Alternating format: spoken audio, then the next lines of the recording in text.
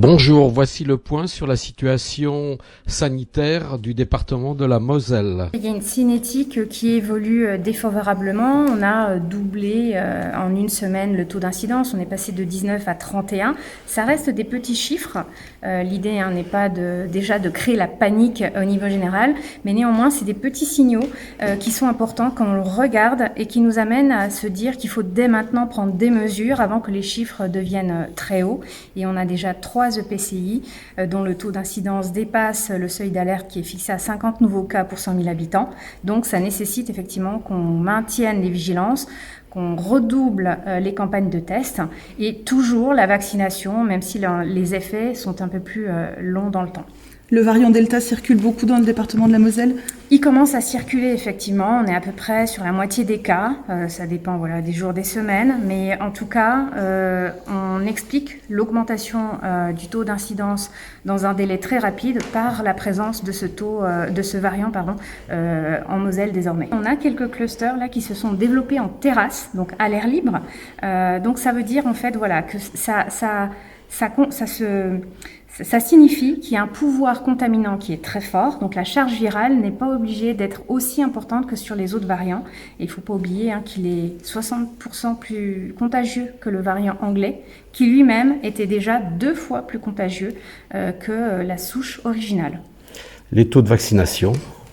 On est à 55% de primo-injection, donc 55% de la population de Moselle a reçu une première injection. Et en schéma vaccinal complet, on a un peu progressé par rapport aux semaines précédentes. Et nous sommes à peu près 42% de la population qui ont un schéma vaccinal totalement terminé.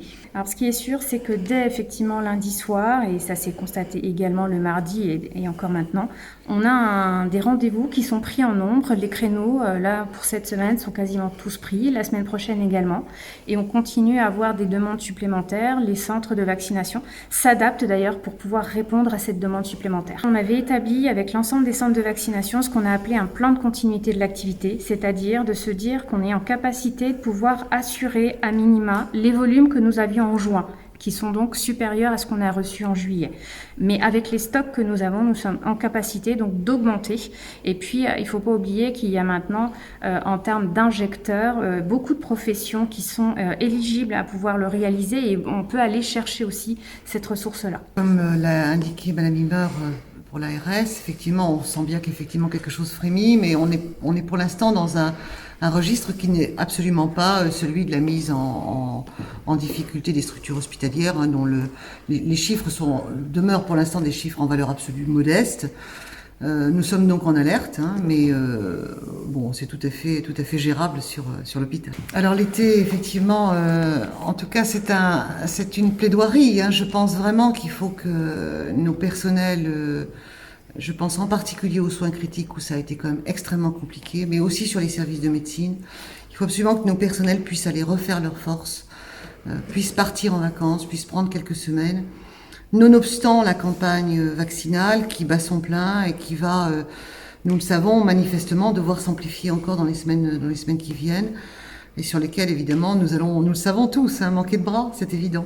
Alors, nous avons ici, comme ailleurs, mais peut-être d'ailleurs pas plus qu'ailleurs, une partie des personnels qui, effectivement, a été dubitatif sur la question de cette vaccination.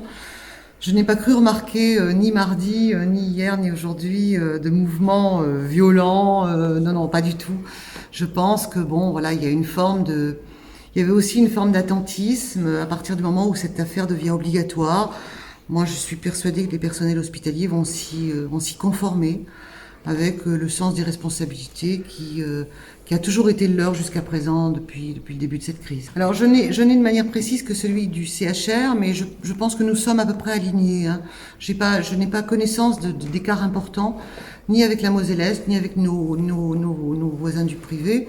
On est aux environs de 75% de personnel actuellement connus par nos structures. Certains personnels, vous le savez, vont se faire vacciner éventuellement sur d'autres régions ou dans des structures sur lesquelles nous n'avons pas la trace.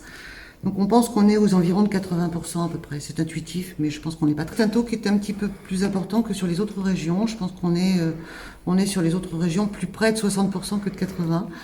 Alors nous avons aussi, il faut le dire, bénéficié de cette avance que nous avons prise en première vague et que nous n'avons jamais vraiment lâché.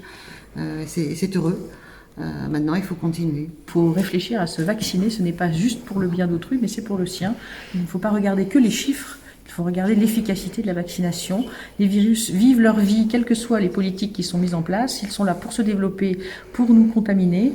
Nous n'avons pas d'autre choix. Soit on reste isolé dans une pièce, soit sinon on se vaccine pour limiter les effets graves qu'ils peuvent apporter. Alors je pense que pour se poser les questions, le meilleur endroit, c'est d'aller voir son médecin traitant et d'aller faire une consultation pré-vaccinale qui peut vous convaincre le plus largement possible. Il est légitime de douter, il est légitime d'aller discuter et la consultation pré-vaccinale a été faite pour cela. Je conçois qu'on puisse aller rapidement dans un centre de vaccination, prendre rendez-vous, se faire piquer et avoir son passeport. Je conçois aussi qu'il faille discuter et convaincre, et les médecins, les pharmaciens, les professionnels de santé sont là pour ça. Alors j'aimerais rappeler que dans les hôpitaux, c'est souvent les acteurs de ville qui vont vacciner. Donc la médecine de ville, elle est mobilisée depuis le départ. Je voulais aussi rappeler à tout le monde que dans les frigos des professionnels de santé libéraux, il y a tous les types de vaccins, en tout cas sous la forme ARN ou non ARN, et donc tout le monde peut aller se faire vacciner aussi chez les professionnels de santé de ville. Et il n'y a pas de différence entre l'hôpital et la ville, nous travaillons tous ensemble, les uns avec les autres et les uns chez les autres.